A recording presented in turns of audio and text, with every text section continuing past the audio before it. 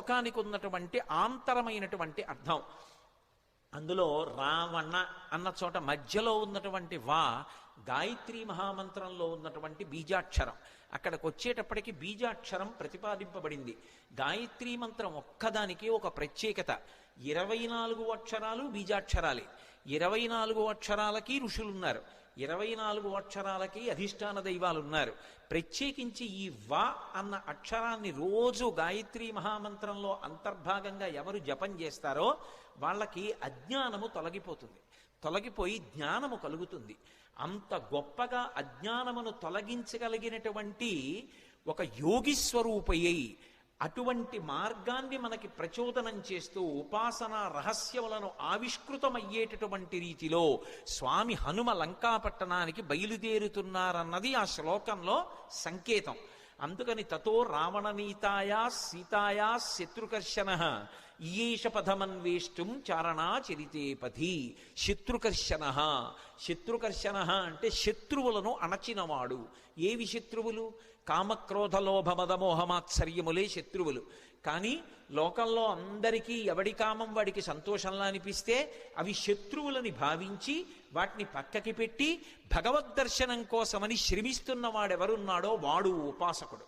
అందుచేత ఆయన శత్రుకర్షణుడైనటువంటి హనుమ బయలుదేరుచున్నారు. ఈ శ్లోకంలో గొప్ప విషయం ఏమిటంటే అసలు ఎప్పుడూ రామాయణం వినని వాడికి ఈ శ్లోకంతో కథ మొదలుపెట్టారనుకోండి, అందులో హనుమ పేరు లేదు. మీరు పూర్వాపరాలు చెప్తే తప్ప ఎవరు బయలుదేరుతున్నారో తెలియదు. కానీ ఈ జాతి గొప్పతనం ఏమిటంటే రామాయణం తెలియని వారు ఉండరు కాబట్టి హనుమ బయలుదేరుతున్నారు అని నేను చెప్పేసేయచ్చు. యథార్థంగా ఆలోచిస్తే అందులో ఎక్కడుంది హనుమ పేరు? ఆ ప్రారంభ శ్లోకంలో తతో రావణనీతాయా సీతాయా శత్రుకర్షణ ఈయేష పథమన్వేష్టం చారణా చరితేపథి. ఆయన బయలుదేరుతున్నారు. ఎవరాయన? హనుమ. అంటే కిష్కింధకాండతో అన్వయం చెయ్యి. సుందరకాండని సుందరకాండగా మొదలుపెట్టేయవద్దు. సుందరకాండ గొప్పతనం తెలియాలంటే, రామకథా బలం తెలియాలంటే, హనుమ యొక్క వైభవం తెలియాలంటే, అందరూ సంతోషాన్ని పొందడం మొదలైందని తెలియాలంటే, ఆయన ప్రయాణించేటటువంటి ఆయన శక్తి నీకు తెలియాలంటే కిష్కింధకాండతో అన్వయం చేసే సుందరకాండ మొదలుపెట్టు సుమా. అన్యాపదేశంగా మహర్షి యొక్క సంకేతం. అందుకని ఇప్పుడు స్వామి బయలుదేరడానికి సిద్ధంగా ఉన్నారు. ఆ నిలబడినటువంటి స్వామి యొక్క మూర్తిని వర్ణిస్తూ అంటారు ఆయన, దుష్కరం నిష్ప్రతిద్వంద్వం చికీర్షం కర్మవానర సముదగ్ర శిరోగ్రీవో గవాంపతిరివాబభౌ అంటారు. ఆయన తల బాగా రిక్కించి 2 చేతులు నడుం మీద పెట్టి బలాన్ని పుంజుకుని దూరంగా 100 యోజనముల సముద్రాన్ని చూస్తూ ఆ దక్షిణ దిక్కు వంక చూస్తూ నిలబడితేట ఆయన ఎలా ఉన్నారంటే ఎదురుగుండా ఒక పెద్ద ఆబోతు నిలబడిందా అన్నట్టుగా ఉన్నారట. ఆబోతు నిలబడిందా అన్నట్టుగా ఉన్నారన్న దాంట్లో ఒక సంకేతం. ఆబోతు అంటే నందీశ్వరుడు అంటే లోపల ఆనందం పొందుతూ ఉంటాడు. నంది శివాలయంలో ఎప్పుడు శివలింగాన్ని చూస్తూ ఉంటాడు. ఆయన దగ్గరికి వెళ్ళి మీరు మేళం చెయ్యండి, రోహిణీ కార్తెలో ఎండ రానివ్వండి, రోళ్లు పగిలిపోతుండనివ్వండి, హోరుమని వర్షం పడుతుండనివ్వండి, భక్తి ఎక్కువైపోయి ఆయన తోక కింద దీపం పెట్టండి, అరటిపండు ముక్క తీసుకెళ్ళి ఆయన మూతికి రాసేసి గాజు ఈగలు ముక్కులో దూరనివ్వండి, ఆయన తల కూడా ఇలా కనపడు. పృష్ఠభాగాన్ని ప్రపంచానికి ఇస్తాడు, దృష్టిని శివలింగం మీద పెడతాడు. దుష్కరం నిష్ప్రతిద్వందం చికీర్షం కర్మవానర సముదగ్ర శిరోగ్రీవో గవాంపతిరివాబభౌ. అసలు ఆ శ్లోకాన్ని చదవడం కష్టం. అంటే అది సామాన్యమైన విషయం కాదు సుమా, అందరూ చేయగలిగిన విషయం కాదు. కాంచనలంకలో రావణుని చేత బంధీకృత అయినటువంటి సీతమ్మ తల్లి దర్శనం చేస్తానని ధైర్యంగా సంకల్పం చేసి నిలబడగలగడమే అంత తేలికైన విషయం కాదు. అటువంటి సంకల్పం చేసినటువంటి వాడు కేవలం తాను ఆచరించవలసినటువంటి ప్రణాళిక మీద దృష్టి పెట్టి తాను 100 యోజనముల సముద్రాన్ని దాటి వెళ్ళవలసినటువంటి విషయం మీద ఆలోచిస్తున్నారు తప్ప పిరికితనం కాని, వెళ్ళగలనా అని కాని, వెళ్ళలేనా అని కాని, అసలు రెండవ ఆలోచనకి తావులేని రీతిలో శివాలయంలో నంది ఎలా ఉంటాడో అలా ఆబోతులా కొండ మీద నిలబడి ఉన్నారు. అలా ఆయన్ని చూస్తే నీటి మడుగు మధ్యలో నిలబడిన ఏనుగా అన్నట్టుగా ఉన్నారట. దుష్కరం నిష్ప్రతిద్వంద్వం చికీర్షం కర్మవానర సముదగ్ర శిరోగ్రీవో గవాం పతిరిభావభౌ అథ వైడూర్యవర్ణేషు షద్వలేషు మహాబల ధీర సలిలకల్పేషు విచచార యథాసుఖం అంటారు మహర్షి.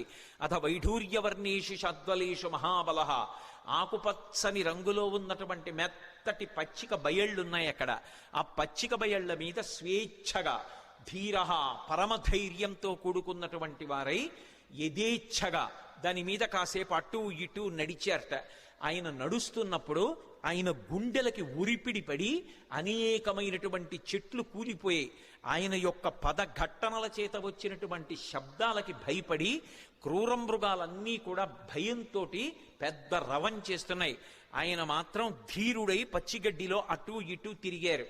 అంటే లౌకికమైనటువంటి భోగములను త్రోసిరాజని శరీరం ఎంత క్లేశం పొందినా ఒకప్పుడు పాతాళలింగం దగ్గర కూర్చుని ధ్యానం చేస్తున్నటువంటి భగవాన్ రమణుల తొడల కింద తేళ్లు జెర్రిలు చేరి కరిచేస్తే నెత్తురు కారిపోయి మాంసం బయటికొచ్చి అట్టలు కట్టినా స్పృహలేక అన్ని భోగములను విసర్జించి కటిక చీకట్లో ముళ్ళకంపల్లో భగవద్దర్శనాన్ని అపేక్షిస్తూ ధ్యానమనందు నిలబడిపోయినటువంటి భగవాన్ రమణుల యొక్క స్థితి ఎలా ఉంటుందో అలా సమస్త భోగములను త్రోసిరాజని శరీరం ఎంత క్లేశపడినా భగవద్దర్శనాభిలాషి అయి ఆ లంకాపట్టణాన్ని చేరడానికి సీతామాత దర్శనానికి ఉద్యుక్తులవుతున్నటువంటి హనుమ యొక్క ఆ తిరుగులేనటువంటి విశ్వాసమునకు ఆయన యొక్క నిర్ణయానికి ప్రతీకగా నిలబడినటువంటి ఆ బాహ్య స్థితిని ఆవిష్కరిస్తుంది శ్లోకం.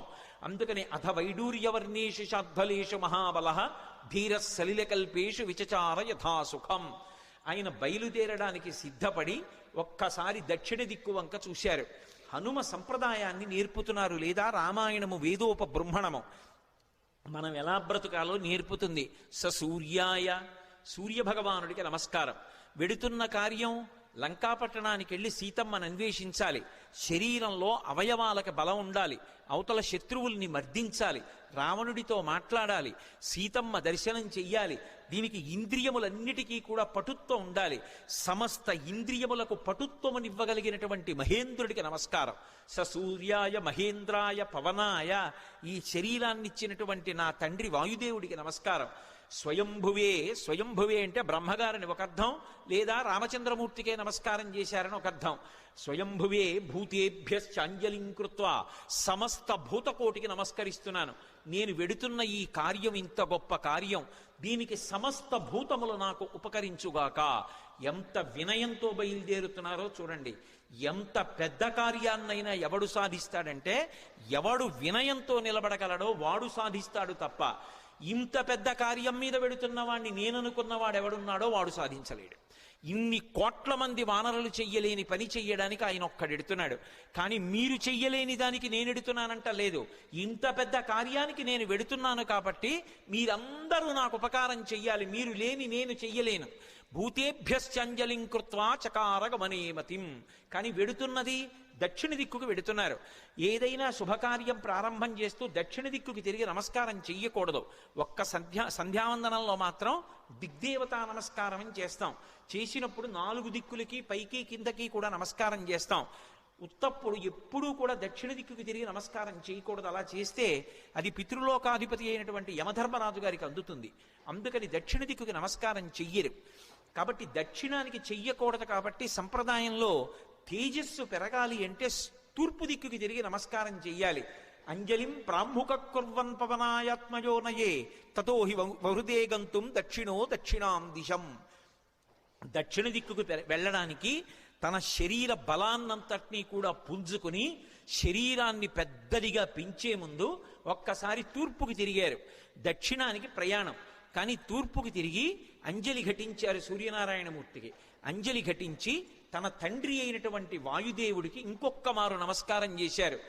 శరీరాన్నిచ్చినటువంటి తండ్రి అంటే శంకరాయచ మయస్కరాయచ అంటుంది. పరమశివుడు ఇంట్లో తిరిగితే కరచరాదులతో అదే తండ్రి. అటువంటి తండ్రి రూపంలోనే పరమేశ్వరుడు తిరుగుతూ ఉంటాడు అని. అటువంటి తండ్రికి వేరొక్క పర్యాయం నమస్కారం చేశారు. అంజలిం ప్రముఖ కుర్వన్ పవనాయత్మయోనయే తతో హి వవృతే గంతుం దక్షిణో దక్షిణాం దిశం. ఇప్పుడు ఇక బయలుదేరాలి. పెద్ద శరీరాన్ని పర్వతంలా పెంచారు. పెంచి ఇక బయలుదేరడానికి సిద్ధపడుతూ సచచాలాచలశ్చాపి ముహూర్తం కపిపీడిత తరూణాం పుష్పితాగ్రాణాం సర్వం పుష్పమశాతయత్ గిరిణా పీడ్యమానాని సర్వశః గుహావిష్టాని భూతాని వినేదుర్వికృతైశ్వరైః తాస్తథా సవిషైర్దష్టా కుపితైస్తైర్మహాశిలాః జజ్జ్వల పావకో దీప్తా బిబిదుశ్చ సహస్రధా యాని ఔషధజాలాని తస్మిన్ జాతాని పర్వతే విషఘ్నాన్యపి నాగానాం నశేకుష్యమితుం విషం అన్నారు మహర్షి. ఎంత అద్భుతంగా వర్ణించారు. పర్వతాకారుడై నిలబడి ఆ మహేంద్ర పర్వతాన్ని తన 2 పాదముల చేత గట్టిగా పీడించారు. ఆ తొక్కి పట్టేటప్పటికి గుహలన్నీ కూడా మూసుకుపోయాయి. ఆ మూసుకుపోయే ముందు ఆ పర్వతం కదిలింది. కదిలి చెట్లకున్నటువంటి పువ్వులన్నీ రాలిపోయాయి. ఆ రాలిపోయినటువంటి పువ్వులన్నీ ఆయన ఒంటి మీద మహేంద్రగిరి మీద పడ్డాయి. ఇది మహేంద్రగిరి పుష్పాల కొండ అనిపించింది. ఆయన ఒళ్ళంతా పువ్వులు. ఇంకొంచెం నొక్కారు. గుహావిష్టాని భూతాని వినేదుర్వికృతైశ్వరైః. అందులో పెద్ద పులులు, సింహాలు, రకరకాలైన క్రూర జంతువులు ఉన్నాయి. ఆ గుహల్లో పడుకున్నాయి. ఎప్పుడైతే గుహ నొక్కుకుపోతోందో అవి బయటికి పారిపోదామని లేచి బయటికి వస్తున్నాయి. నడుందాకా బయటికి వచ్చేటప్పటికి గుహ నొక్కుకుపోయింది. సగం శరీరం లోపలుండిపోయింది, సగం శరీరం బయట ఉండిపోయింది. అప్పటి వరకు ప్రశాంతంగా ఉన్నటువంటి మహేంద్రగిరి ఒక్కసారి క్రూర మృగాల యొక్క పెద్ద పెద్ద అరుపులతో కొండంతా నిండిపోయింది. ఉత్తర క్షణం ఆశ్చర్యపోయారు. ఏమైంది ఈ కొండకి? ఈ కొండ బద్దలైపోతోందా? ఎవరైనా రాక్షసులు వచ్చి దీన్ని భేదిస్తున్నారా అని. అంత పెద్ద అరుపులతో నిండిపోయింది. ఇంకా గట్టిగా నొక్కారు. నొక్కేటప్పటికి శాస్తదాస విషైర్దష్టాః కుపితైస్తైర్మహాశిలాః. అందులో పెద్ద పెద్ద నాగుపాములు కలుగుల్లో పడుకునున్నాయి. విషాలతో కూడుకున్నటువంటి సర్పములు, అనేకమైన సర్పములు ఉన్నాయి. ఇందాక గుహలు నొక్కుకున్నాయి. ఇప్పుడు చిన్న చిన్న కన్నాలు, కలుగులు కూడా నొక్కుకుపోతున్నాయి పర్వతం తొక్కేస్తుంటే. ఆ కలుగుల్లో ఉన్నటువంటి పావులన్నీ బయటికి బుస్ అని పైకొచ్చాయి. సగం పైకొచ్చేటప్పటికే ఆ కలుగు నొక్కుకుపోయింది. నడుం దగ్గర నుంచి లోపలకు ఉండిపోయింది, మిగిలింది పైకుండిపోయింది. వాటికి విశేషమైన ఆగ్రహం వచ్చి పడగలు విప్పాయి. ఆ పడగలు విప్పేటప్పటికి నల్లటి స్వస్తికాకారాలు కనపడుతున్నాయి. ఒక్కసారి మహేంద్రగిరి అంతా పావులన్నీ పడగలు విప్పితే స్వస్తికాకారంతో పావుల పడగలు కనపడుతుంటే విచిత్రమైనటువంటి శోభని పొందింది. ఆ పడిపోతున్నప్పుడు బంగారు శిలలు, వెండి శిలలు కిందకు పడిపోతుంటే అవి ఉరుసుకున్నప్పుడు కొండంతా ఎక్కడ చూసినా బంగారు గీతలు, వెండి గీతలు, పచ్చగా తెల్లగా గీతలు పడిపోయింది. ఈ బయటికి వచ్చేసినటువంటి పావులు ఇవన్నీ ఎంతసేపట్లో? నేను వర్ణించినంతసేపు పట్టదు. ఒక్క క్షణకాలంలో బయటికి వచ్చినటువంటి పాములు తమ పడగలు విప్పి ఆ బాధ తట్టుకోలేక పక్కన ఉన్నటువంటి శిలల్ని కాటువేశాయి. వాటి విషం వచ్చి శిలలకి తగిలేటప్పటికీ ఆ శిలల్లోంచి అగ్నిహోత్రం పుట్టి ఒక్క క్షణంలో మహేంద్రగిరి అంతా కూడా అగ్నిహోత్రంలో తగలబడిపోతోంది. అక్కడ అనేకమైనటువంటి ఓషధులు ఉన్నాయి. యాని ఔషధజాలాని తస్మిన్ జాతాని పర్వతే విషఘ్నాన్యపి నాగానాం నశేకుష్యమితుం విషం. ఆ ఓషధులు పాముల యొక్క విషాన్ని పోగొట్టగలవు. కానీ అంత గొప్ప కాట్లు వేస్తే పుట్టినటువంటి విషంలోని అగ్నిహోత్రాన్ని అక్కడ ఉన్నటువంటి పాములు ఏవీ కూడా, అక్కడ ఉన్నటువంటి ఓషధులు ఏవీ కూడా ఆర్పలేకపోయాయి. పొగ్గున మంటలు మండిపోతున్నాయి. ఒక పక్క గుహల్లో సగం శరీరాలు ఉండిపోయాయి. ఈ పావులు, క్రూర జంతువులు ఈ వేడి ఎక్కడ లేని అరుపులు అరుస్తున్నాయి. అలా అరుస్తున్నటువంటి సమయంలో అక్కడ విద్యాధరులు, గంధర్వులు మొదలైనటువంటి వాళ్ళు బంగారు పాత్రలు తెచ్చుకుని అందులో మద్యం పోసుకుని మంచి మంచి మాంసాలు తెచ్చుకుని తింటూ, ఎద్దుల యొక్క తోళ్లు భూమి మీద పరుచుకుని తమ కాంతలతో కలిసి కూర్చుని మాంసం తింటూ మద్యం సేవిస్తున్నారు. అకస్మాత్తుగా కొండ కదిలిపోయింది. దర్శయంతో మహావిద్యాం విద్యాధర మహర్షయః సహితాస్తస్తురాకాశే వీక్షాంచకృష్య పర్వతం. దర్శయంతో మహావిద్యాం అంటారు మహర్షి. విద్యాధరులు, గంధర్వులు తమ యొక్క మహావిద్యని ప్రదర్శించారు.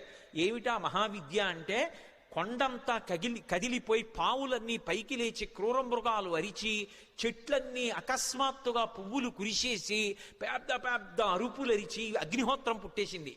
బంగారు పాత్రలు వదిలేశారు, మద్యం వదిలేశారు, ఆహారం వదిలేశారు, ఎద్దుల తోళ్లు వదిలేశారు. భార్యల్ని మాత్రం చంకలో పట్టుకుని అకస్మాత్తుగా ఆకాశంలోకి ఎగిరిపోయి ఆధారం లేకుండా వాళ్ళు ఆకాశంలో నిలబడ్డారు. నిలబడి కాలిపోతున్నటువంటి మహేంద్రగిరిని చూశారు. చూసి ఆశ్చర్యపోయి వీక్షాంచ కృష్య పర్వతం, ఏమి ఈ కొండ బద్దలైపోతోందా ఏమి, ఎవరూ కనపట్టలేదు, ఏమైంది ఈ కొండకు, అసలు ఏం జరిగి అకస్మాత్తుగా మహేంద్రగిరి ఇలా అయిపోతోందని తెల్లబోయారు. వాళ్ళు అలా తెల్లబోతుండగా మహర్షులు, దేవగాయకులైనటువంటి చారణులు మొదలైనటువంటి దేవతల సంఘాలుగా నిలబడి చెప్పుకుంటున్నారు. ఏష పర్వత సంకాచో హనుమాన్ మారుతాత్మజ తితీర్షతి మహావేగ సముద్రం మకరాలయం. మొసళ్లతో కూడుకున్నటువంటి, రాక్షసులతో కూడుకున్నటువంటి 100 యోజనముల లవణ సముద్రాన్ని తాను దాటి వెళ్ళి వానరజాతి పరువు ప్రతిష్టలు నిలబెట్టి సీతమ్మ జాడ తెలుసుకుని రామచంద్రమూర్తికి నివేదించడానికి పర్వత శరీరుడైనటువంటి స్వామి హనుమ పరాక్రమాన్ని పుంజుకుని దీన్ని లంఘించడానికి సిద్ధపడుతున్నారు. ఆశ్చర్యం, ఎవరి కోసం ఇంత కష్టపడుతున్నారు? రామార్థం వానరార్థం చికీర్షం కర్మదుష్కరం సముద్రస్య పరంపారం దుష్ప్రాపం ప్రాప్తుమిచ్చతి. రాముడి కోసం, వానరుల కోసం స్వార్థత్యాగం చేసి తాను ఇంత క్లేశపడుతూ ఈ సముద్రాన్ని దాటడానికి అదిగదిగదిగో స్వామి హనుమ బయలుదేరుతున్నారని ఆ విద్యాధరులందరూ లేచి నిలబడి ఆయనకి నమస్కరించి స్తోత్రం చేస్తున్నారు. ఇక బయలుదేరడానికి సిద్ధపడ్డారు. ఒక్కసారి తన బలాన్నంతటినీ పుంజుకున్నారు. ఒంటి మీద ఉన్నటువంటి వెంట్రుకలన్నీ నిక్కపొడుచుకున్నాయి, చెవులు రిక్కించారు, కళ్ళు 2 దృష్టి నిలబెట్టి 100 యోజనముల సముద్రం వైపు చూశారు. సచచాలాచలశ్చాపి ముహూర్తం కపిపీడిత అని దుదివేచ సరోమాణి చకంపే చాచలోపమః బాహూ సంస్తంభయామాస మహాపరిగసన్నిభౌ సపాదచ కపికట్యాం చరణౌ సంచుకోచ. ఆయన వెంటనే ఆ ఒంటి మీద వెంట్రుకలు నిక్కపొడుచుకుని ఉన్నాయి. ఆ తోక ఒక్కసారి ఇలా పైకెత్తారు. గరుత్మంతుడు సముద్రం మీద వెడుతూ పావుని తన్నుకుపోతున్నప్పుడు ఎలా ఉంటుందో అలా ఉన్నటువంటి తోకని జొలిపించి నేలకేసి కొట్టారు. కొట్టి ఆ 2 చేతులు పైకెత్తి ఇలా పరిగలు బిగించినట్టు బిగించారు. మహాపరిగసన్నిభౌ సపాదచ కపికట్యాం చరణౌ సంచుకోచ. కాళ్ళు వంచారు, మోకాళ్ళు కొద్దిగా కిందకి ఉంచారు, నడుం సన్నం చేశారు, హృదయాన్ని బాగా విశాలం చేశారు. మార్గమాలోకయం దూరాదుర్ధం ప్రణిహితేక్షణ రురోధ హృదయే ప్రాణాన్ ఆకాశమవలోకయన్. ప్రాణవాయువుని లోపల బంధించారు, దృష్టి బాగా నిలబెట్టారు, చెవులు రిక్కించారు. ఇక ఎగరడానికి సిద్ధపడుతున్నారు. పాదములతో తొక్కి పెట్టి ఉంచారు, మోకాళ్ళు వంగి ఉన్నాయి, నడుం సన్నగా ఉంది, తొడలలోకి శక్తినంతటినీ పుంజుకున్నారు. ఇక ఎగరబోతూ కిందకి చూశారు. చిన్న చిన్న రూపాలతో కొన్ని లక్షల వానరములు స్వామికి నమస్కారం చేస్తూ శుభం కలగాలని, వానరజాతి పరువు నిలబడాలని స్తోత్రం చేస్తున్నాయి. వాళ్ళ వంక చూసి ప్రతిజ్ఞ చేశారు. తతో రావణనీ నేను బయలుదేరే ముందు యథా రాఘవ నిర్ముక్త శరశ్వసన విక్రమ గచ్చేతద్గమిష్యామి లంకాం రావణపాలితాం నహి ద్రక్ష్యామి ఇది లంకాయాం జనకాత్మజాం అనేన విహివేగేన గమిష్యామి సురాలయం బద్ధ్వా రక్షత రాజేన మానయిష్యామి రావణం సర్వదా కృతకార్యోహామీష్వామి సహసీతయా అన్నారు. నేను ఇప్పుడు బయలుదేరి వెళ్ళేటప్పుడు నా శక్తితో వెళ్ళటం లేదు. రామచంద్రమూర్తి తన ఎడమ చేత్తో బంగారు కోదండాన్ని పట్టుకుని అక్షయ బాణతూణీరంలోంచి బాణాన్ని తీసి కుడి చేతితో వింటినారికి సంధించి ఆకర్ణాంతంలాగి విడిచిపెట్టబడినటువంటి రామబాణం మధ్యలో ఆగకుండా వెళ్లి లక్ష్యం మీద ఎలా పడిపోతుందో అలా రామచంద్రమూర్తి యొక్క అనుగ్రహాన్ని పొందినటువంటి నేను లంకాపట్టణం మీద వెళ్లి పడతాను. ఆ పడిన తరువాత సీతమ్మ జాడ కనిపెట్టడానికి అన్వేషిస్తాను. ఒకవేళ నాకు సీతమ్మ జాడ దొరకకపోతే 10 తలలు కలిగినటువంటి రావణాసురుణ్ణి బంధించి తీసుకొచ్చి ప్రస్రవణ పర్వత చక్రముల మీద కూర్చున్న రామచంద్రమూర్తి పాదముల దగ్గర పడేసి వాడి చేత నిజం కక్కిస్తాను. ఒకవేళ రావణుడు కూడా కనపడకపోతే అక్కడి నుంచి స్వర్గలోకానికి వెళ్లి స్వర్గలోకంలో కూడా సీతమ్మను అన్వేషిస్తాను. స్వర్గంలో కూడా సీతమ్మ కనపడకపోతే తిరిగి వచ్చి రావణ యొక్క లంకాపట్టణాన్ని పెళ్లగించి చేత్తో పట్టుకుని తీసుకొచ్చి సుగ్రీవుడి యొక్క సన్నిధానంలో నిలబెడతాను. అటువంటి బలాన్ని పుంజుకుని నేను బయలుదేరుతున్నాను, మీరు బెంగ పెట్టుకోకండి, రామకార్యాన్ని సాధిస్తాను. ఈషా ధృతి, ఆ పట్టుదలతో ప్రతిజ్ఞ చేసి ఇక బయలుదేరడానికి సిద్ధపడ్డారు. ఒక్కసారి ఎగిరేటప్పటికి ఊరు వేగోద్ధత వృక్షా ముహూర్తం కపిమన్వయం ప్రస్థిత దీర్ఘమధ్వానం సబంధుమివ బాంధవాహ. ఆయన ఒక్కసారి సముద్రం మీదకి ఏటవాలుగా తెల్లవారుజాము కాలంలో ఎగిరితే కొన్ని 100 సంవత్సరముల నుంచి ఆ పర్వతం మీద పెరుగుతున్నటువంటి మహావృక్షములు కూడా కూకటి వేళ్లతో సహా పెకలింపబడి ఆయన తొడల వేగానికి ఆయనతో పాటుగా వెళ్ళి కొంత దూరం వెళ్ళిన తరువాత ఇక ఆ వేగంతో వెళ్ళలేక సముద్రంలో పడిపోయాయి. చిన్న చిన్న చెట్లు చాలా దూరం వెళ్ళాయి. ఆ వెళ్ళడం ఎలా ఉందంటే ముఖ్యమైనటువంటి బంధువులు దూర ప్రదేశానికి ప్రయాణం చేస్తుంటే అనుగమించి కొంత దూరం వెళ్ళి వీడ్కోలు పలికి వెనక్కి వస్తున్నటువంటి బంధువుల సమూహమా అన్నట్లుందిట. మహారాజుని అనుగమించి మహారాజు వెంట వెడుతున్నటువంటి సైన్యమా అన్నట్టుగా ఉందిట. ఒక దాంట్లో నిర్బంధం, ఒక దాంట్లో ఐచ్ఛికం. బంధువులు వెళ్ళేటప్పుడు స్వచ్ఛందంగా వెడతారు, సైన్యం వెళ్ళేటప్పుడు రాజుని అనుగమించాలి, రాజాజ్ఞ. ఎలా వెడతారో అలా వెడుతున్నారు. అలా వెళ్ళి ఆ చెట్లన్నీ కూడా బరువైనటువంటి చెట్లు ముందు పడిపోయాయి, తేలికైన చెట్లు చాలా దూరం హనుమతో పాటు వెళ్ళాయి. ఇన్ని చెట్లు ఏకకాలంలో పైకి లేచిపోయి ఆయనతో పాటు వెళ్ళిపోతుంటే ఈ చెట్లకున్నటువంటి పువ్వులన్నీ కూడా పడిపోతే స్వామి శరీరం నిండా ఎక్కడ చూసినా పువ్వులు, ఆకులు, మొగ్గలు అలంకృతమైపోయాయి. అలంకృతమైపోతే ఆయన ఎలా ఉన్నారంటే మిరుపులతో కూడుకున్నటువంటి మేఘం ఆకాశంలో ప్రయాణం చేస్తే ఎలా ఉంటుందో అలా ఉన్నారు. ఆ పువ్వులన్నీ కూడా సముద్రంలో పడ్డాయి. ఆ సముద్రంలో పడినప్పుడు ఆ సముద్రం అంతా పువ్వులతో కూడి నక్షత్రములతో కూడుకున్న ఆకాశం భూమి మీదకి వస్తే ఎలా ఉంటుందో సముద్రం అలా ఉంది. అంత వేగంతో ఆయన వెళ్ళిపోతున్నప్పుడు ఆ గాలి ఆయన యొక్క బాహుమూలములలోంచి అంటే సంకలలోంచి వెనక్కి వెడుతున్నప్పుడు విచిత్రమైనటువంటి రవం చేస్తోంది. యథేచ్ఛగా ఆకాశంలో వెళ్ళిపోతూ పిబన్నివ బభౌచాపి సౌర్మిమాలం మహార్ణవం పిపాస రివచాకాశం దదృశేష మహాకపి. ఆయన ఆ వెడుతున్నప్పుడు ఎలా ఉందంటే ఇలా పైకి చూస్తే మిరుపుల ముద్ద వెళ్ళిపోతున్నట్టుగా ఆకాశాన్ని ఎవరో తాగేస్తున్నారా అన్నట్టుగా ఉంది. ఆయన వెడుతున్నంతసేపు ఎంత దూరం ఆయన ప్రయాణం చేస్తే అంత దూరం సముద్రం చాప చుట్టినట్టు పైకి లేచి ఆయన శరీరం అలా వెళ్ళిపోగానే ఆయనకి తగులుతోందా అన్నట్టుగా పైకి లేచి విరిగి కెరటం పడిపోతోంది. అలా సముద్రం పైకి లేచిపోయి సంక్షోభాన్ని చెందుతోంది. పెద్ద పెద్ద చెట్లు పడిపోయాయి, కెరటాలన్నీ కదిలిపోతున్నాయి, సముద్రంలో ఉండేటటువంటి ప్రాణులన్నీ క్షోభ చెందాయి. ఒక పక్క మేఘమండలాన్ని చీల్చుకుంటూ మేఘాలలోకి వెడుతూ బయటికి వస్తూ తొంగి చూస్తూ చంద్రుడు ప్రయాణిస్తున్నాడా అన్నట్టుగా వెడుతున్నారు. ఆ వెడుతున్నప్పుడు సంధ్యాయా సమవిస్పృష్టం యథాతత్ సూర్యమండలం ముఖం నాసికయా తస్యా తామ్రయా తామ్రమా బభౌ. ముందు నుంచి చూస్తే ఎర్రటి ముఖం, పగడాల ముద్దలా ఉన్నటువంటి ఎర్రటి మూతి, వెనకాల చూస్తే గైరికాది ధాతువులతో ఉన్నటువంటి పర్వతం బద్దలైతే జేగురు రంగులో ఎలా ఉంటుందో అటువంటి పృష్ఠభాగం. ఆ తోక చూస్తే ఇలా స్తంభంలా నిలబెట్టారు.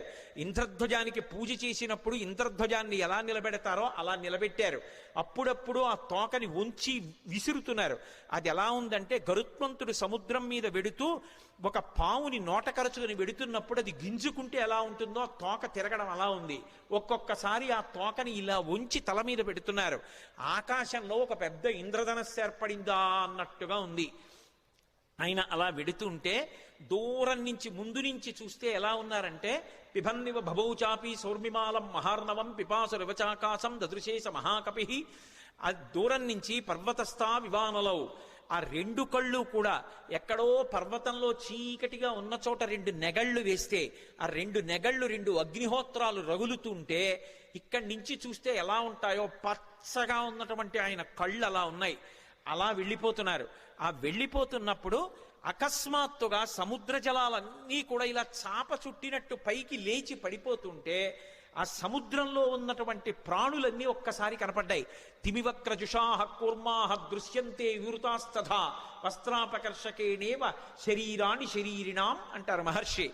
ఒక వ్యక్తి బట్ట కట్టుకుని పడుకుని నిద్రపోతుంటే పెద్ద గాలి అతని మీదకొస్తే బట్ట పైకి లేచిపోతే శరీరావయవములన్నీ ఎలా కనపడతాయో అలా ఎప్పుడూ సముద్రం అడుగున ఉండేటటువంటి ప్రాణులు ఎవ్వరికీ ఎప్పుడూ కనపడనివి హనుమ చేస్తున్నటువంటి గమన శక్తికి చాప చుట్టినట్టు పైకి ఇలా లేచిపోతే తరంగం కింద లోపల ఉన్నటువంటి పెద్ద పెద్ద చేపలు, చిన్న చిన్న చేపలు, ఎండ్రకాయలు, తాబేళ్లు, మొసళ్ళు అన్నీ ఒక్కసారి వెలుతురులో కనపడుతున్నాయి అనుకునేటప్పటికీ పెద్ద చప్పుడుతో ఈ కెరటం వెళ్ళి మళ్ళీ పడిపోతోంది. ఆ కెరటం వెళ్ళి మళ్ళీ పడిపోతుంటే సముద్రం అంతా కలయి తిరిగిపోతోంది. అలా కలయి తిరిగిపోతుండగా నిర్భయంగా క్రీడిస్తున్నవాడు ఎలా ఉంటాడో అలా ఆకాశ మార్గంలో గమనం చేసి వెళ్ళిపోతున్నారు. అద్భుతమైన ప్రయాణం. నిజంగా శాబ్దిక ప్రత్యక్ష ప్రసారం చేశారు వాల్మీకి మహర్షి. సుందరకాండ ప్రథమ సర్గ చదువుతుంటే మన కళ్ళ ముందు కనపడుతుంది ఆయన వెడుతున్నటువంటి తీరు. ఆ మబ్బుల్లోంచి ఏదో ఒక బంగారు ముద్ద వెళ్ళిపోతుందా అన్నట్టుగా, చంద్రబింబం మబ్బుల్లోంచి ప్రయాణం చేస్తోందా అన్నట్టుగా వెళ్ళిపోతున్నారు. వెళ్ళిపోతుండగా సముద్రుడు చూశాడు. చూసి వెంటనే మైనాకుణ్ణి పిలిచి అన్నాడు. మైనాకుడు బంగారు శిఖరములతో ఉంటాడు. ఆయన యొక్క గర్భంలోనే ఉన్నాడు, సముద్ర గర్భంలో. ఆయనతో అన్నాడు, అహమిక్ష్వాకునాథేన సగరేణ వివర్ధత ఇక్ష్వాకు సచివశ్చాయం నావసీదితుమర్హతి. ఇది రామాయణం చదువుకున్నటువంటి జాతి యొక్క లక్షణాన్ని మహర్షి జ్ఞాపకం చేస్తున్నారు. నేను సముద్రుణ్ణి. ఈ భూమి మీద సముద్రాలు ఎలా ఏర్పడ్డాయో తెలుసా? ఇక్ష్వాకు వంశంలో పుట్టినటువంటి సగర చక్రవర్తి యొక్క కుమారులు 60,000 మంది సగరులు ఈ భూమిని గోతులు తవ్వితే గోతులలోకొచ్చి నిలబడినటువంటి జలములకు సాగరములని పేరొచ్చింది. మేము ఏర్పడ్డాము అంటే దానికి కారణం అదిగో ఇక్ష్వాకు వంశంలో పుట్టిన సగర చక్రవర్తి. ఇవాళ ఆ ఇక్ష్వాకు వంశంలో పుట్టినటువంటి రామచంద్రమూర్తి యొక్క భార్య జాడ తెలియక ఆపద పొందితే రాముడికి సహాయం చెయ్యాలి అని ఆయన యొక్క సచివుడైనటువంటి స్వామి హనుమ నిరాధారమైనటువంటి ఆకాశ మార్గంలో ప్రయాణం చేసి వెడుతున్నారు. మేము ఏర్పడడానికి కారణం ఇక్ష్వాకు వంశంలో పుట్టిన సగరుడైతే ఆ ఇక్ష్వాకు వంశంలో పుట్టిన రాముడికి కష్టం వచ్చినప్పుడు కష్టం తీర్చడానికి వెడుతున్న హనుమకి ఉపకారం చెయ్యాలి కదా. నువ్వు నాలో ఉన్నావు కదా, నా నీళ్లు తాగడానికి పనికిరావు, ఉప్పు నీరు. కానీ నీ ఎందు పర్వతములున్నాయి, ఆ పర్వతాల్లో చెట్లున్నాయి, చెట్లల్లో అనేకమైన తేనెపెట్లున్నాయి, కందమూలాలున్నాయి. ఒక వానరానికి అంతకన్నా ప్రీతికరమైనది ఏది ఉంటుంది? నువ్వు పైకి లేస్తే ఒక్కసారి ఆయన విశ్రమిస్తారు. విశ్రమించి కాస్త తేనె తాగుతారు, కాసిని కందమూలాలు తింటారు, తర్వాత ప్రయాణం చేస్తారు. అటువంటి మహానుభావుడు ఎడుతున్నప్పుడు మనం ఆయనకి కించిత్ ఉపకారం చెయ్యకపోతే ఎంత దోషం చేసినట్టు. పాతాళ శాప్రమేయస్యా ద్వారమావృత్య తిష్టసి తిర్యగూర్త్వమలశ్చైవా శక్తిస్తే శైలవర్ధితం. నువ్వు ఈ సముద్రంలో పడిపోయినప్పుడు పాతాళలోకం నుంచి రాక్షసులు పైకొచ్చేటటువంటి బిలానికి అడ్డంగా పడ్డావు, ద్వారానికి. కాబట్టి రాక్షసులు పైకి రాలేరు. కానీ నీకు ఒక శక్తి ఉంది, నువ్వు పైకి పెరగలవు, పక్కలకి పెరగలవు, కిందకి వెళ్ళగలవు. కాబట్టి పైకి లే. స్వామి హనుమ వస్తున్నారు, తొందరగా లే. ఎందుకో తెలుసా? కర్తవ్యమకృతం కార్యం సతాం మన్యుముదీరయేత్. ఆర్షవాక్కు అద్భుతమైన విషయాన్ని చెప్తున్నారు. మహాత్ములకు కోపం రాదు, కానీ అటువంటి మహాత్ములు కూడా కోపగిస్తారు. ఎప్పుడు కోపగిస్తారో తెలుసా? చెయ్యవలసిన పని చెయ్యడం కాదు, చెయ్యవలసిన పని చెయ్యవలసిన సమయానికి చెయ్యకపోతే మహాత్ములకు కూడా ఆగ్రహం వస్తుంది. అందుకని ఆయన దాటిపోక ముందు నువ్వు లేవాలి. అయ్యో నాకు తెలిసి లేచేటప్పటికి ఆయన వెళ్ళిపోయారు అనకూడదు. ఆయన రాకముందు లేచి నిలబడాలి. మహాత్ములు వచ్చేటప్పటికి సిద్ధంగా ఉండాలి. అందుకని వారు రాకముందు లేచి నిలబడు, అంజలి ఘటించు, స్వాగతం పలుకు, పలికి ఆయనకి విశ్రాంతికి స్థానం కల్పించు. అనగానే మైనాక పర్వతం సముద్రాన్ని చీల్చుకుని ఒక్కసారి పైకి లేచింది. వచ్చేస్తున్నారు హనుమ ఆకాశ మార్గంలో. అకస్మాత్తుగా ఆ శిఖరముల మధ్యలో బంగారం ఉంటుంది. బాలసూర్యుని యొక్క కిరణములు పడి తెల్లవారుజాము కాలమేమో మరింత శోభిస్తోంది. ఆకాశం అంతా బంగారు వర్ణం పొందేసింది. అకస్మాత్తుగా సముద్రంలోంచి శిఖరములు లేచాయేమో, సముద్ర రంగంతా కూడా బంగారు రంగు అయిపోయింది. ఆ శిఖరములు పైకి లేచాయి. దర్శయామాస శృంగాణి సాగరేణ నియోజిత శాతకుంభమయైర్శృంగై సకిన్నరమహోరగై అంటారు మహర్షి. ఆ పర్వత శిఖరములు పైకి లేస్తే దాని మీద కిన్నరులు ఉన్నారు, దాని మీద భయంకరమైనటువంటి సర్పములు ఉన్నాయి, చెట్లున్నాయి, తేనెపట్లున్నాయి, కందమూలాలున్నాయి, బంగారంతో మెరిసిపోతున్నాయి ఆ శిఖరాలు. స్వామి హనుమ చూశారు, ఇదేమి ఇప్పటి వరకు లేనిది సముద్రంలోంచి అకస్మాత్తుగా బంగారు శిఖరాలు పైకి లేచాయే అని. మధ్యే లవణతోయస్య విఘ్నోయమితి నిశ్చిత. అకస్మాత్తుగా సముద్రంలోంచి బంగారు శిఖరాలు పైకి లేచాయంటే ఇది నేను చేస్తున్నటువంటి పనికి, నేను వెడుతున్న కార్యానికి విఘ్నం, నేను ఆగకూడదు అని వరసాపాతయామాస జీమూతమివమారుత. తన వక్షస్థలంతో కొట్టారు శిఖరాల్ని. అవి చూర్ణములై పొడి అయిపోయి పడిపోయాయి. సముద్రంలో పడిపోగానే ఒక్కసారి మైనాకుడు పురుష రూపాన్ని దాల్చి నిలబడ్డాడు. అంతరిక్ష స్థిత శ్రీమాన్ ఇదం వచనమబ్రవీత్. ఆకాశంలో నిలబడి స్వామి హనుమతో మాట్లాడుతున్నాడు. మహానుభావ, కృతీచ ప్రతికర్తవ్యం దేశధర్మ సనాతన సోయం తత్ప్రతికారార్థీ తత్వసమ్మానమర్హతి అతిథి కిల పూజార్హ ప్రకృతోపి విజానత. ఈ జాతికి ఒక లక్షణం ఉంది. ఉపకారం చేసిన వాడికి ప్రత్యుపకారం చెయ్యాలి. ఒక ఉపకారాన్ని పొంది తిరిగి ప్రత్యుపకారం చెయ్యకుండా ఉపకారాన్ని మరిచిపోయిన వాడు ఎవరుంటాడో వాడు కృతఘ్నుడు. అటువంటి కృతఘ్నుడికి నిష్కృతి లేదు.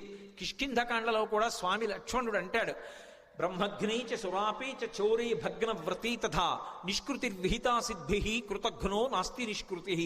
బ్రహ్మహత్య చేసిన వాడికి, దొంగతనం చేసిన వాడికి, సురాపానం చేసిన వాడికి, ఒక వ్రతం చేస్తానని నీళ్లు ముట్టుకుని కూడా వ్రతం చెయ్యకుండా వ్రతభంగం చేసిన వాడికి ప్రాయశ్చిత్తం ఉందేమో కానీ చేసిన ఉపకారాన్ని మరిచిపోయి కృతఘ్నుడై బ్రతికేటటువంటి వాడికి మాత్రం నిష్కృతి లేదంటాడు.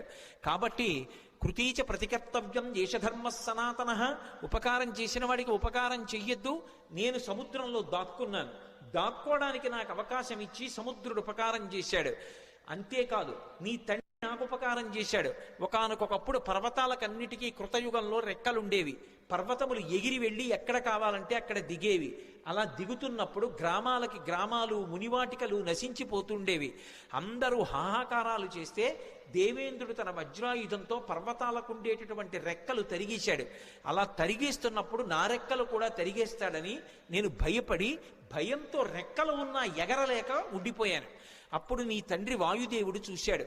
మిత్రత్వాన్ని పాటించి అయ్యో రెక్కలున్నా ఎగరలేకపోతున్నాడని నన్ను ఎత్తి ఇంద్రుడికి కనపడకుండా తీసుకొచ్చి సముద్రంలో పడేశాడు. నేను వెళ్ళి రాక్షసుడు పైకొచ్చేటటువంటి బిలమార్గానికి అడ్డుగా పడ్డాను. ఇంద్రుడు ఓరకంట చూసి పోనీలే భయంతో కదలడు కాబట్టి బిలమార్గం మూసుకుంది, రాక్షసులు పైకి రారు, ఉభయత్రా ఉపకారం జరుగుతుందని ఊరుకున్నాడు. రెక్కలున్నా కదలలేక ఆనాటి నుంచి ఈనాటి వరకు సముద్రంలో పడున్నాను. నీ తండ్రి వాయుదేవుడు నాకు ఉపకారం చేశాడు. ఆ తండ్రికి కొడుకువి నువ్వు. ఆత్మావై పుత్రనామాసి. ఆయనకి ఉపకారం చేస్తే ఎంతో, ఆయన కొడుక్కి ఉపకారం చేస్తే అంతే. అందుకని నువ్వు వెడుతున్నప్పుడు నీకు నేను ఉపకారం చెయ్యొద్దు. అతిథి కిల పూజార్హ ప్రకృతోపి విజానత. అసలు ఒక అతిథి లభించడమే చాలా కష్టం జీవితంలో. అటువంటిది మహాప్రాజ్ఞుడు, నవవ్యాకరణ పండితుడు, స్వార్థం లేనివాడు, రామచంద్రమూర్తి యందు అపారమైన భక్తి కలిగినటువంటి నీ వంటి మహాపురుషుడు అతిథిగా లభించడం అంటే నేను పొందిన అదృష్టం. నిపత్య మమశృంగేషు విశ్రమస్వ యథాసుఖం. ఒక్కసారి నా పర్వత శిఖరముల మీద దిగవయా, కాసేపు విశ్రాంతి తీసుకో, ఇంత తేనె తాగు, కాసిని కందమూలాలు తిను, కించిత్ విశ్రమించు, మళ్ళీ బయలుదేరి వెళ్ళిపో అన్నారు. విన్నారు హనుమ. ఒక్కసారి నవ్వి, ప్రీతోస్మి కృతమాతిథ్యం మన్యురేషోపనీయతాం త్వరతే కార్యకాలో మే అహస్యాప్యతివర్తతే ప్రతిజ్ఞాతమయా దత్తానస్తాతం వ్యభిహాంతరే అంటారు. ప్రీతోస్మి కృతమాతిథ్యం, చాలా సంతోషం, మీరు నాకు ఆతిథ్యం ఇచ్చినట్టే, మీరు నాకు అన్నీ పెట్టినట్టే. కానీ అన్యురేషోపనీయతాం, మన్యువు పెట్టుకోకండి, అంటే కోపం పెట్టుకోకండి మనసులో. మీరు అన్న మాట నేను పాటించలేదని ఏమనుకోకండి. నేను ప్రతిజ్ఞ చేశాను, రామకార్యం మీద ఎక్కడా ఆగను. రామచంద్రమూర్తి విడిచిపెట్టిన బాణం ఎలా వెడుతుందో అలా వెడతానన్నాను. అలా వెడతానన్నవాడిని అలా వెళ్లకుండా మధ్యలో దిగి విశ్రాంతి తీసుకుని వెడితే రామబాణంలా వెళ్ళినట్టు ఎలా అవుతుంది? ఇది హనుమ యొక్క ప్రజ్ఞ. అంతటి ప్రాజ్ఞుడైన, అంత శక్తివంతుడైన కేవలం నా ప్రయత్నం చేత సాధిస్తాననరు. రామచంద్రమూర్తి యొక్క సహాయం కావాలి. యథా రాఘవ నిర్ముక్త శరస్వసన విక్రమ. రాముడు వదిలిన బాణంలా వెడతాను. రామానుగ్రహం ఉండాలి. ఎవడైనా జీవితంలో వృద్ధిలోకి రావాలనుకున్నవాడు తాను చెయ్యవలసిన పని తాను చేస్తూ, తన ప్రయత్నం తాను చేస్తూ, ప్రయత్నానికి పక్కన భగవంతుని యొక్క అండదండలు కూడా కలగాలని కోరుకోవాలి. భగవంతుని యొక్క ఏ అనుగ్రహం లేకుండా కేవలం తన ప్రయత్నం వలన సాధిస్తాననుకోవడం మూర్ఖత్వం. ఎప్పుడూ అలా సాధించలేడు. ఈశ్వరుని యొక్క అనుగ్రహం తోడు కావాలి. అందుకే నేను కాదు, రాముడి విడిచిన బాణంలా వెడతాను, రామానుగ్రహం నా యందు నిలబడాలన్నారు. అందుకే మహానుభావుడు నేను రామబాణంలా వెడతానని ప్రతిజ్ఞ చేసి మధ్యలో ఆగలేను. అవతల వేళ దాటిపోతోంది, తొందరగా వెళ్ళాలి.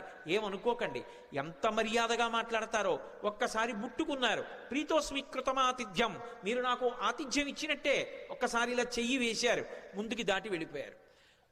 సమస్త భూతములు ఆశ్చర్యపోయే, ఏమి ప్రజ్ఞావంతుడు, ఉపాసకుడు ముందు దైవాన్ని ఉపాసన చేయడం మొదలు పెట్టగానే ముందొచ్చేటటువంటి ప్రతిబంధకం ఏమిటంటే నమస్కారం. వద్దు మహాప్రభో అన్నా సరే వచ్చి కాళ్ళ మీద పడిపోతారు. ఎక్కడ కనబడితే అక్కడ నమస్కారాలు చేస్తారు.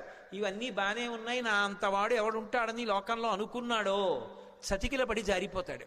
కాదు కాదు, ఇవన్నీ నమస్కారాలు ఈశ్వరుడికి చెందుతాయి. నేనంతటి వాడిని నిమిత్త మాత్రం అనుకున్నవాడు ఎవరున్నాడో వాడు వృద్ధిలోకి వస్తాడు. అందుకే మైనాకుడంతటి వాడు బంగారు శిఖరములతో పైకొచ్చిన ముట్టుకుని మర్యాదగా వెళ్ళిపోయారు తప్ప అక్కడ దిగలేదు, నిలబడలేదు, ముందుకెళ్ళిపోయారు. చూశారు, మహర్షులు చూశారు, గంధర్వులు చూశారు, కిన్నెర కింపురుషులు చూశారు, సిద్ధులు చూశారు, సాధ్యులు చూశారు. గబగబా నాగమాత సురస దగ్గరికి వెళ్ళారు. వెళ్ళి ఆవిడితో అన్నారు, అమ్మా అమ్మా ఆశ్చర్యం, అయం వాతాత్మజ శ్రీమాన్ ప్లవతే సాగరోపరి హనుమాన్ నామ తస్యత్వం ముహూర్తం విఘ్నమాచర. అమ్మా ఆశ్చర్యం చూశావా, స్వామి హనుమ సముద్రాన్ని లంఘించి వెళ్ళిపోతున్నారమ్మా. నువ్వు నాగమాతవి, సురసవి, ఏది ఒక్కసారి రాక్షస రూపాన్ని పొంది విఘ్నాన్ని కల్పించు. ఆయన ఏ పాటి నిలదొక్కుంటారో చూద్దాం. అమ్మా వెళ్ళిపోతున్నారమ్మా, తొందరగా విఘ్నం కల్పించు అన్నారు.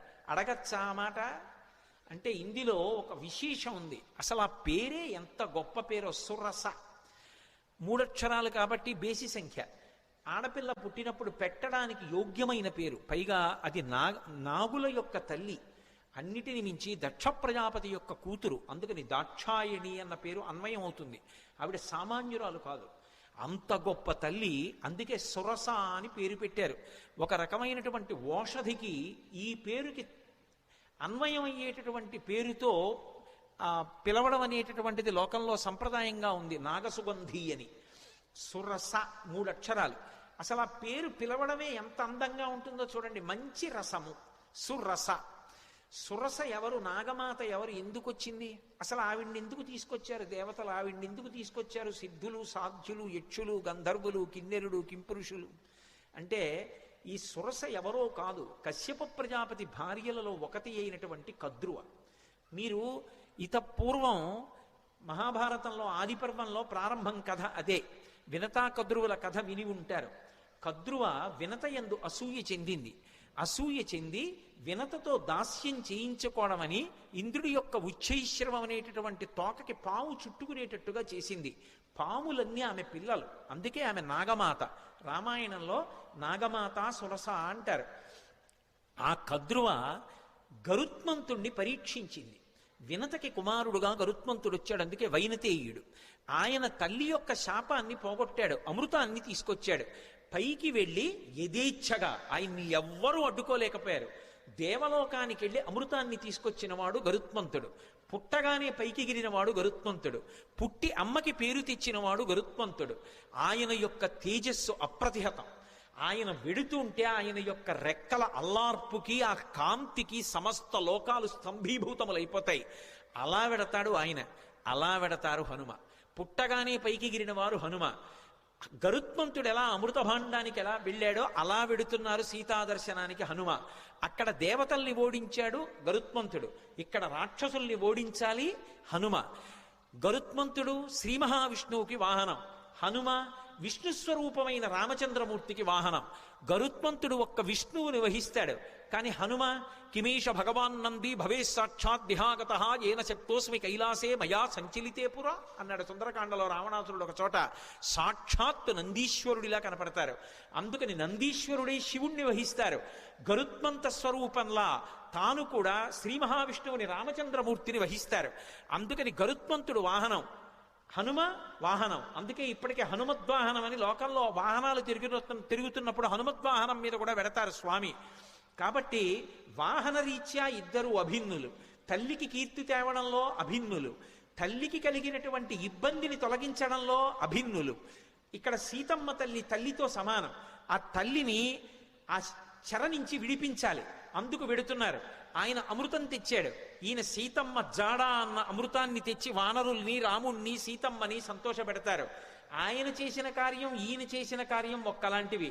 గరుత్మంతుడికి ఏ వేగం ఉందో హనుమకి ఆ వేగం ఉంది. అందుకే తరచుగా ఆయన తోకని గరుత్మంతుని యొక్క పాము గరుత్మంతుని నోటితో పాముతో పోలుస్తారు. పైగా ఆయన బయలుదేరేటప్పుడు కూడా అందుకే సుపర్ణ వివచాత్మానం మేనీస కపికుంజరహ అంటారు మహర్షి. తనని తాను గరుత్మంతునిగా భావించుకున్నారు. ఎందుకంటే ఇద్దరు అభిన్నులు కనుక. గరుత్మంతుణ్ణి పరీక్ష పెట్టినటువంటి కద్రువ మాత్రమే హనుమని కూడా పరీక్ష చెయ్యడానికి యోగ్యురాలు. ఆ శక్తి ఆవిడికే ఉంది. అందుకే దేవతలు నాగమాత అయినటువంటి కద్రువ దగ్గరికి వెళ్ళారు. కద్రువకి మారు పేరు సురస. ఆ కద్రువే ఒకానొకప్పుడు అదితి చేత శాపం పొందింది.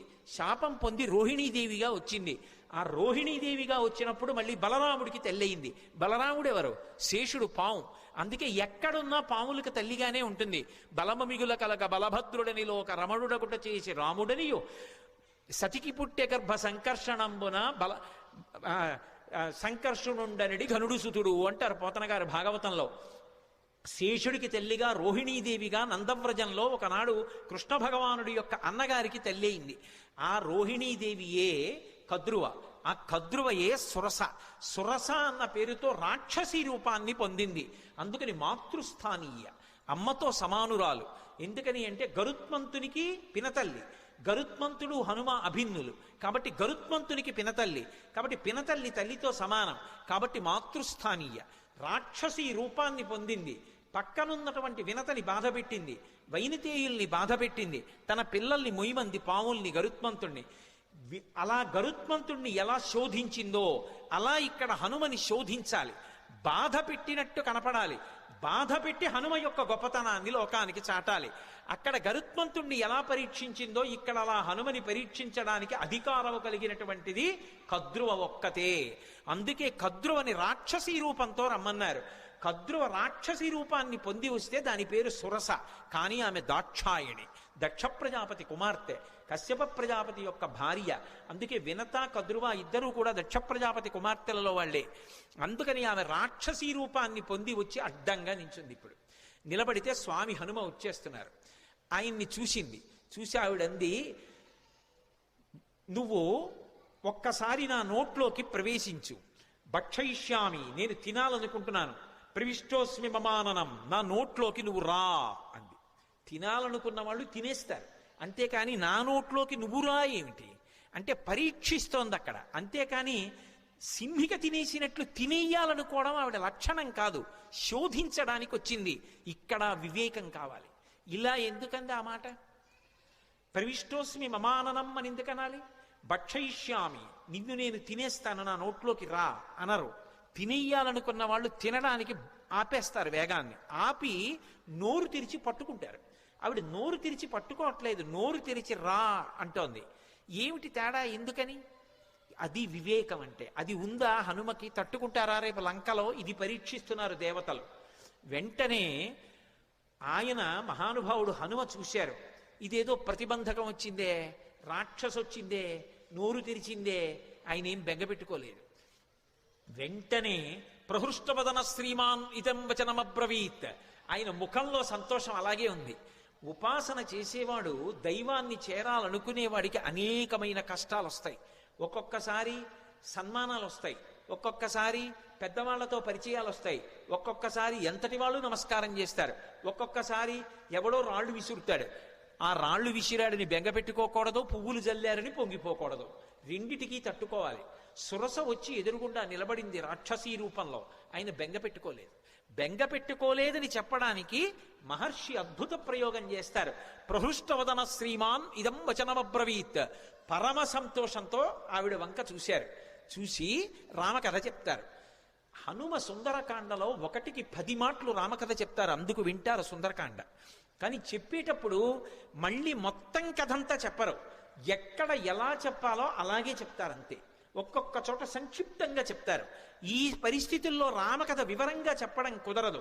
అందుకే ఎంత సంక్షిప్తంగా చెప్పారంటే, రామో దాశరథిర్నామ ప్రవిష్టో దండకాననం లక్ష్మణేన సహభ్రాత వైదేహ్యా చాపిభార్యయా అథవా మైథిలీం దృష్ట్వా రామంచా క్లిష్టకారిణం ఆగమిష్యామితే వక్త్రం సత్యం ప్రతిశృణోమితే అన్నారు. అమ్మ, దశరథ మహారాజు గారి కొడుకు రామచంద్రమూర్తి సీతమ్మతో కలిసి తండ్రిని సత్యమునందు నిలబెట్టడానికి అరణ్యవాసానికి వస్తే రాముడి భార్య అయిన సీతమ్మని రావణుడన్న రాక్షసుడు అపహరించాడమ్మా. ఆ సీతమ్మ జాడ కనిపెట్టడానికి వెడుతున్నాను. ఒక్కసారి సీతమ్మ జాడ తెలుసుకుని రామచంద్రమూర్తికి చెప్పి వచ్చి నీ నోట్లోకి వచ్చేస్తాను, నన్ను మన్నించమ్మా, వదిలిపెట్టు అన్నారు. ఆవిడ తినేస్తానంటలేదు, పట్టుకోవట్లేదు. ఆవిడంది కుదరదు, ఇది దేవతల వరం, అంటే నిన్ను పరీక్షించాలి, దేవతలు అడిగారు కాబట్టి నువ్వు నా నోట్లోకి వచ్చి వెళ్ళు అంది. నా నోట్లోకి వచ్చాక ఏమో నాకు ఆహారం అయిపోవచ్చు, నువ్వు పరీక్ష తట్టుకోలేకపోవచ్చు, కాబట్టి నా నోట్లోకి వచ్చి వెళ్ళు అంది. ఆయన అన్నారు, అలాగేనా అమ్మ, తప్పదా, అలాగే పెడతాను అన్నారు. పెద్ద శరీరం పెంచారు. ఆ శరీరం పట్టద్దు, ఆవిడ నోరు తెరిచింది. ఇంకొంచెం పెంచారు, ఇంకొంచెం నోరు తెరిచింది. ఆయన అపారమైన వివేకం ఉన్నవాడు, మహానుభావుడు హనుమంటే. సశింక్షప్యాత్మనక్కాయం బభూవాంగుష్ఠమాత్రక, బొటన వేలంత చిన్నవారు అయిపోయారు అకస్మాత్తుగా. సురస పెద్ద నోరు తెరిచి ఇంకా పెంచుతారనుకుంటోంది. ఆయన బొటన వేలంతా అయిపోయి చటుక్కున లోపలికి వెళ్ళి బయటకు వచ్చేశారు. అమ్మా ప్రవిష్టోస్మిహితే వక్త్రం దాక్షాయణి నమోస్తుతే గమిష్యే యత్ర వైదేహీ సత్యం జాసీదరస్తవ అన్నారు. అమ్మా నీ నోట్లోకి వెళ్ళమన్నావు కదా, ప్రవిష్టోస్మిహితే వక్త్రం దాక్షాయణి నమోస్తుతే, కనిపెట్టేశారు మహానుభావుడు, మహావివేకశాలి. అమ్మా నువ్వు దాక్షాయణివి, దక్ష ప్రజాపతి కుమార్తెవి, కద్రువవి, సొరసగా వచ్చావు, నన్ను పరీక్షిస్తున్నావమ్మా, నీకు నమస్కారం. నన్ను తినడం నీ ఉద్దేశ్యం కాదు, శోధిస్తున్నావంతే.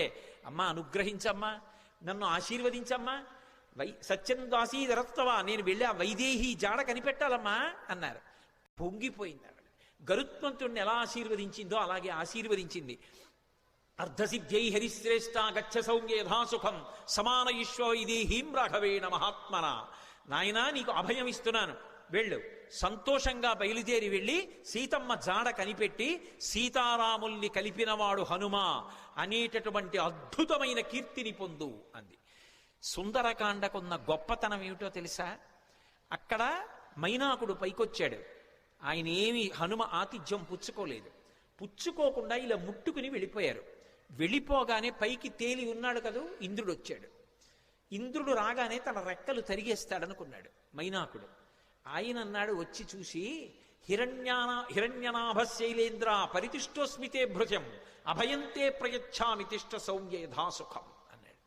ఓ మైనాకుడా, నాకు తెలుసు నువ్వు సముద్రంలో ఉన్నావని, ఎప్పుడో అప్పుడు పైకొస్తావు, నీ రెక్కలు తరిగేద్దాం అనుకున్నాను, కానీ రామకార్యం మీద వెడుతున్న హనుమకి ఆతిథ్యం ఇవ్వడానికి నీ రెక్కలు తెగిపోయినా పర్వాలేదని పైకొచ్చావు. ఇవ్వాల నీకు అభయం ఇస్తున్నాను, నీ రెక్కలు తరగను, నువ్వు అలాగే సంతోషంగా కూర్చో, నీ జోలికి రానని వెళ్ళిపోయాడు.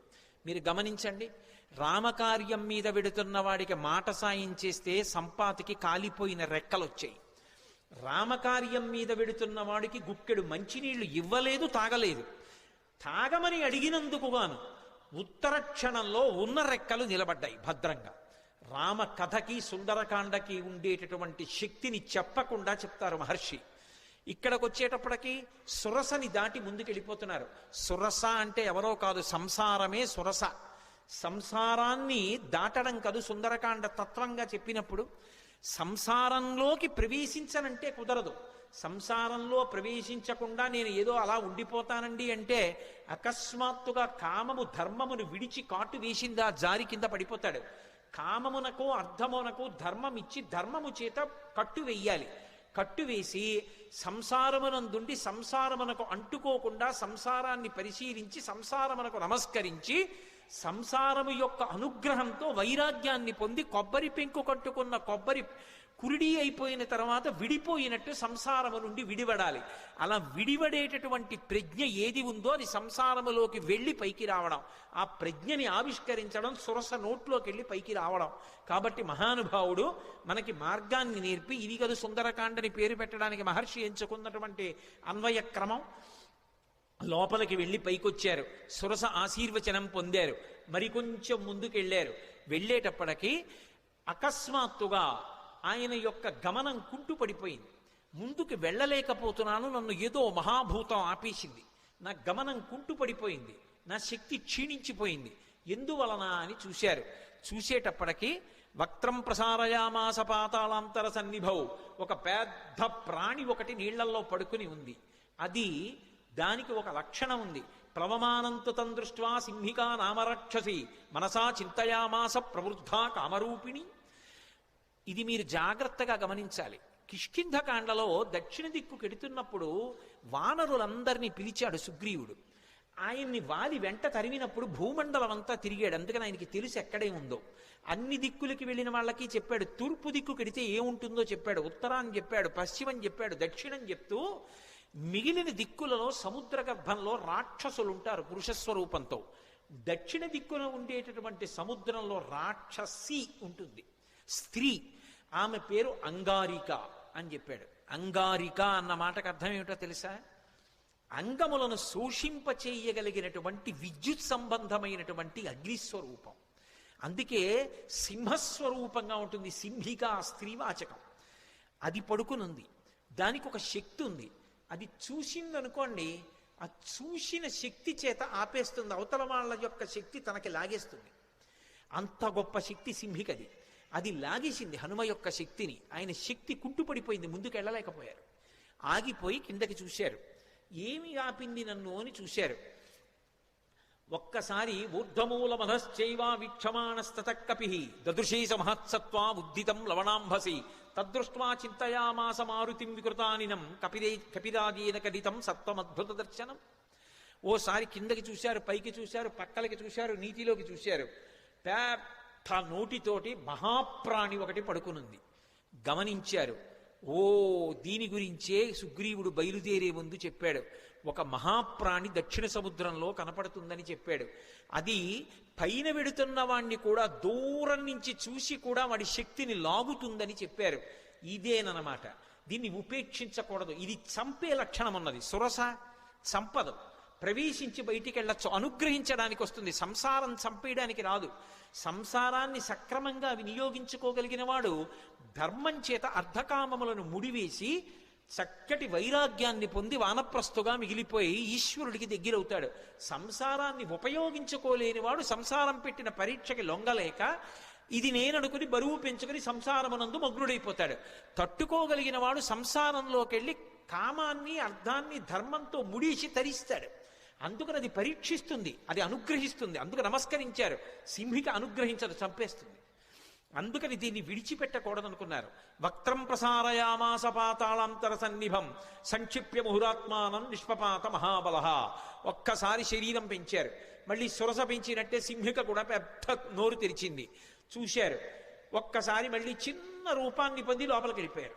సమస్త భూతములు భయపడ్డాయి, అమ్మోది మింగేస్తుందని.